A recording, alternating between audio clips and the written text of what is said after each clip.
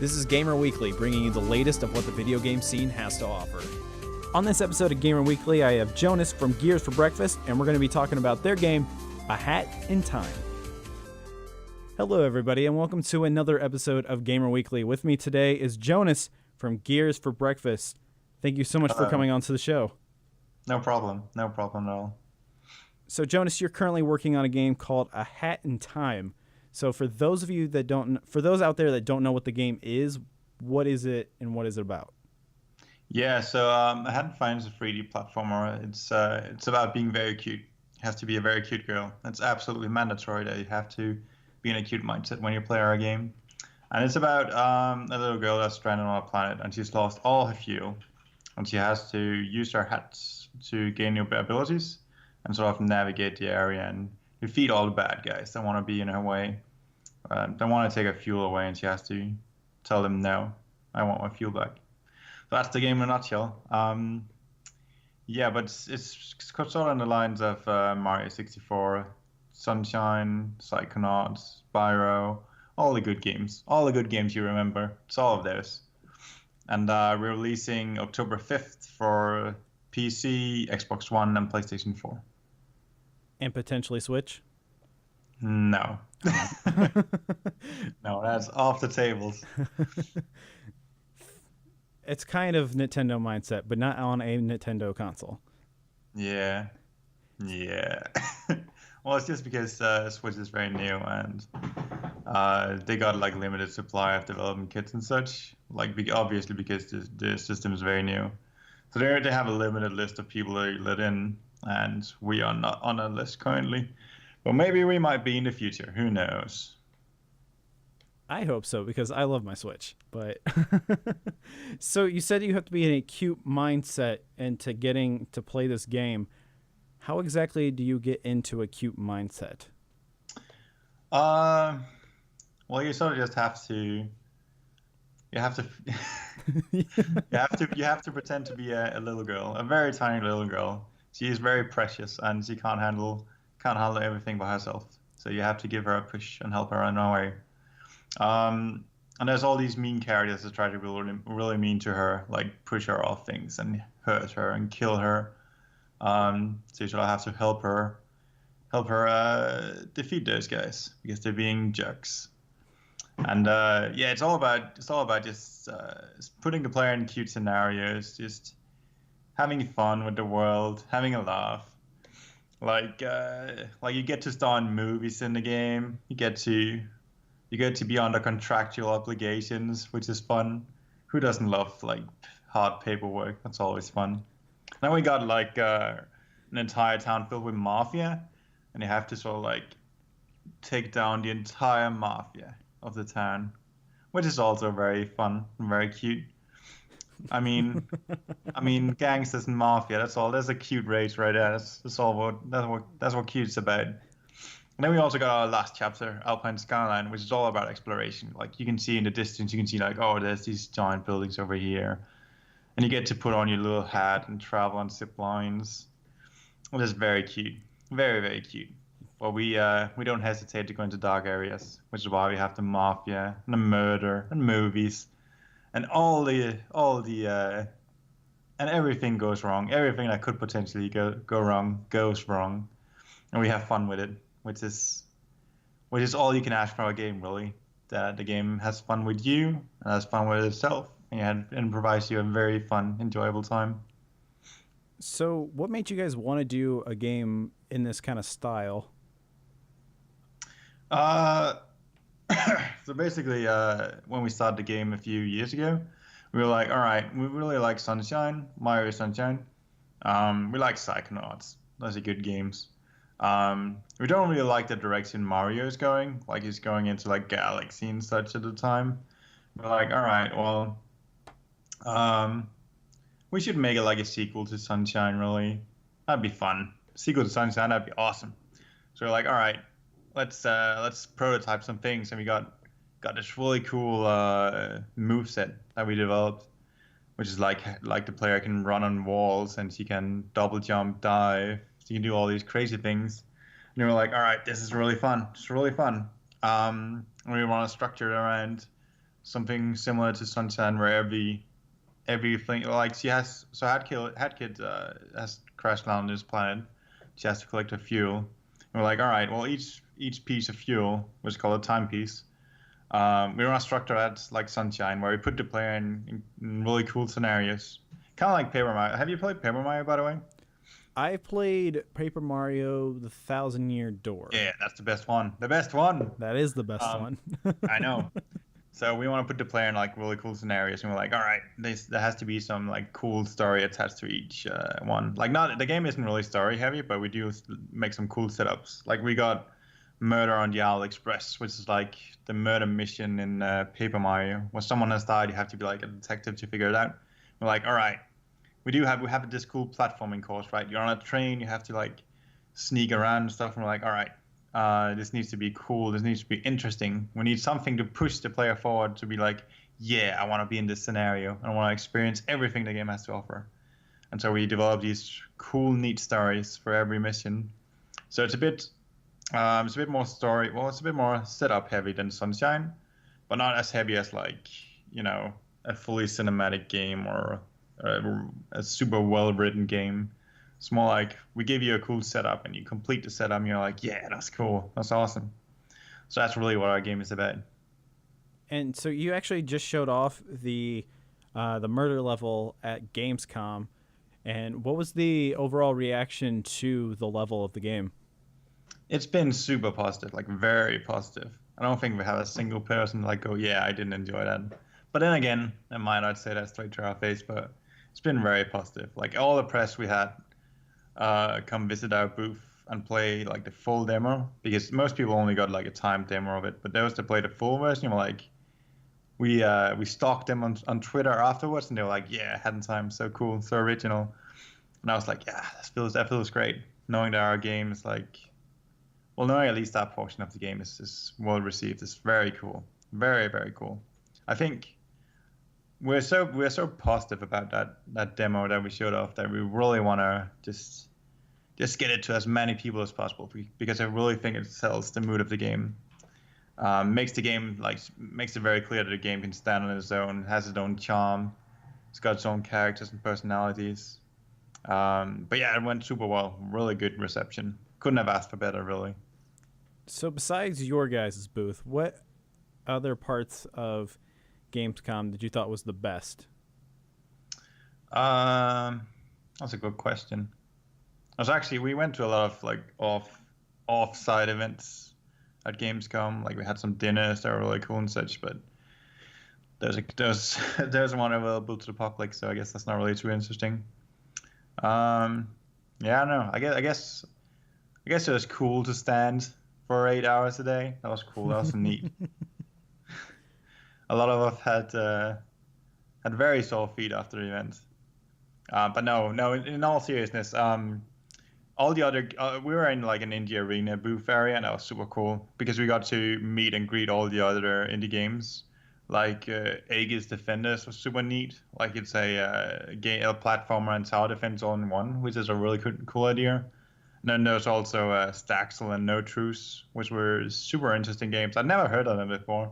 But once you get some insight into their games, like No Truce, for example, their art style is amazing. It's like hand-drawn normal maps and hand-drawn textures. So it looks 2D, but it's actually 3D. It's nuts. It's crazy. So those games were cool. So yeah, just getting to meet all those other indie guys, that was super impressive, super cool. Really cool guys. Very neat. I've been to one convention where I did not listen to anybody when they told me, like, make sure that you just get the comfiest shoes possible no matter how dorky they look because you're going to need them. And I'm like, nah. So I wore, like, these little, like, Vans shoes that just don't really have the best support, but they look nice. You know, it's like, look at these shoes. But my feet were destroyed by, like, hour 3, and I still had 3 days left to go. So hour 3. Wow.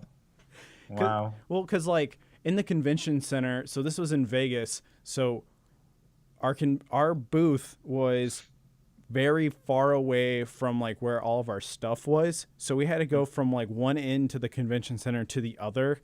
And after like the 50th time of doing like that back and forth, I was like, what have I done to myself? My brother went with me too, and he was editing videos the whole time. He's like, I feel fine. I'm like, you're sitting in a chair doing nothing. What are you talking about? So, Yeah. Yeah, so it's weird. It almost feels like humans weren't meant to walk after spending so much time in a convention center. You're like, huh, I think humans were meant to sit down. But yeah, it can get really exhausting to be standing for so long. you become reacquainted with the two greatest inventions of mankind, the water bottle and the chair. Yeah, totally, totally. Nothing is as amazing as sitting down and drinking some water after having just everything being thrown at you at once at a convention center.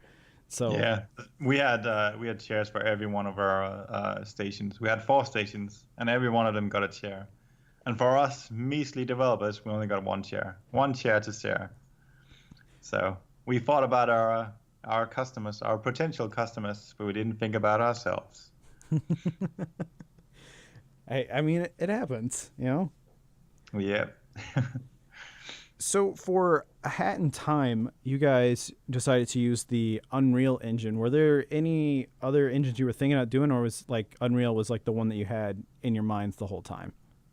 We were thinking about Unity and stuff, but well, every engine has its like pros and cons, right? And for Unity, we're looking at it, we're like, Unity doesn't scale upwards too much. Like once the game becomes semi big, it becomes very difficult to manage in Unity. There's like performance problems, and the lighting isn't too good. That's probably why we didn't choose Unity. Unreal has its own faults. Like it's very tough to prototype, and it's not really got the best what do you call best support for different platforms and such. But so yeah, at least and Unity isn't open source either. So but yeah, each platform has like its pros and cons. I don't think you'll find any developer who is ever fully satisfied with the engine they went with, which is why some choose to write their own engine, which is complete madness. You're a madman if you're doing that. You're never going to ship. But some people choose to do it anyway. Because then people are like, the ones that make their own engine, all they think about is the faults of their own engine. So it's like a lot of people are like, oh, this is a really great engine, but then the person that made it is like, yeah, but you haven't seen like the things that I'm seeing right now. They're horrible. Yeah, well, plus that, because and in addition to that, you also spend like at least like 80% of your time just making the engine, not making the game. So you might, even if you're making a small game, you might spend like at least 2 years just on the engine, and then it's like 3 years on top of that on just the game. It's like, oh, that's not really worth it. You might as well just, cut your losses and start back up in Unity or Unreal or whatever. But I know a lot of programmers are very starry-eyed about the idea of developing a new engine, because it's like, oh yeah, all the limitations of other engines aren't there. I can have full control, full insight.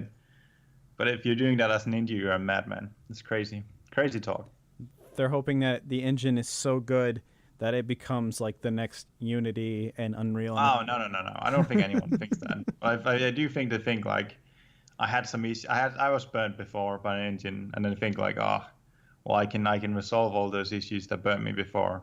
But then they forget like, oh, you have to develop like a back buffer and screen rendering, and oh, then you need OpenGL support from Mac, and it's just a little pain. So yeah. I will say that I do like seeing that your game is that's got 60 frames per second, which I feel like is, for some reason, it's a rare sight to see. But you think we only got 60 frames per second? We can do up to 144 if you want, if you got the monitor for it. I do. Hooray! Cool. That's why I use 144 hertz, which is real smooth, real nice. You can never go back to 60 after that. It's so weird. Like, I got a 144 hertz monitor, and it's even weird just to like scroll through like websites and stuff because it's so smooth and your eyes are just not used to it. I was like, whoa, why does this look weird? I'm like, oh yeah, because it's a different monitor now. Yeah. Once you go to 144, it's like, then 60 becomes the new 30. It's like, can't deal with that. Don't want to play that anymore. But yeah, our Hat in Time supports like everything. Our PC port has like so many options. You can do whatever you want with it. Just play it in 4K if you want. Play it in 144 hertz if you want. It's all good. You do you. I will. I will do me. So, And we even for PC specifically, we got like modding support, which is like you can modify the game any way you'd like. We got scripting support, level editors, everything. And in our latest Kickstarter update, we actually shared some official mods we've made, which is like we made a Hyperlight Drifter mod, which is like you get the Hyperlight Drifter hat and Hat in Time. If you subscribe to the mod, of course, it's optional, completely optional. And same with Freedom Planet and Goromin and Blast and all the cool games. We got all the hats. all the indie games. Yeah, I know. All the good indie games, Yes. at least. Because, like, I saw that Hyperlight Drifter was part of another game, too. It was, like, Brawlout or something. I think that's what it's called. Yeah, I think that might be the one, yeah. Could you see yourself putting the main character of Hat in Time in a game like that? I don't know. I'd have to play it first. I mean, it really depends because Brawlout is like a Smash-ish clone, right?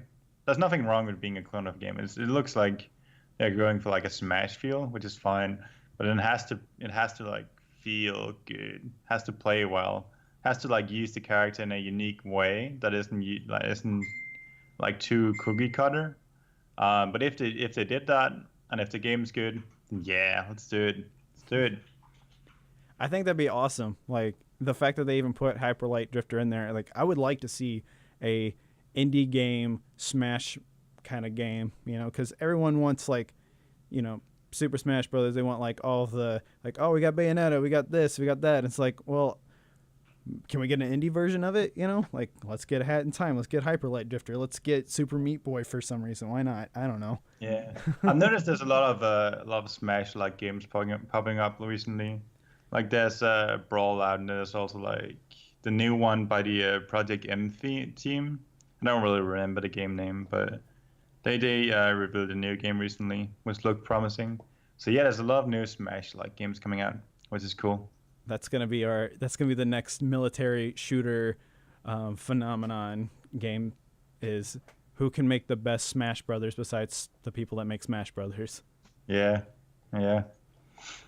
So my final question for you is, for Hat in Time, what does the game mean to you? Well, that's a very broad question. I mean, it means I get to work with a bunch of beautiful people that are very fun to work with. It means I get to finally play Breath of the Wild when Hat in Time releases. I can finally get to play games again, enjoy them. And oh yeah, we got an amazing community, by the way. We got like the Boob Troop and our official Discord and stuff, and those guys are great. Really motivating to talk and meet with those guys. They're great. A lot of them showed up at our Gamescom convention actually, and we gave them a free poster and a sticker and some promo codes and such. So that's super cool, really cool. But yeah, you know how well, I think a lot of developers say this, but you can never really play your own game. Like as a player, you always have like in the back of your mind, you're like the developer still, and you see all the flaws, and you see all the, you see your own decisions, you see your own reflection. But I'm hoping with a Hat in Time releasing, and hopefully if it does well, we'll see more games like it pop up, and maybe I can get to play one of those as a player and not as a developer, which would be nice. I'd love to play like a sequel to Mario Sunshine that I didn't make. Someone else made. That'd be cool. Are you gonna put a water jetpack in Hat in Time? I wish I could do that. Every step of the way, it's like, can we get a water jetpack on that? It's like, we can't put water jetpacks on everything. It's like, but why not? Nintendo, give me flood and I'll add it.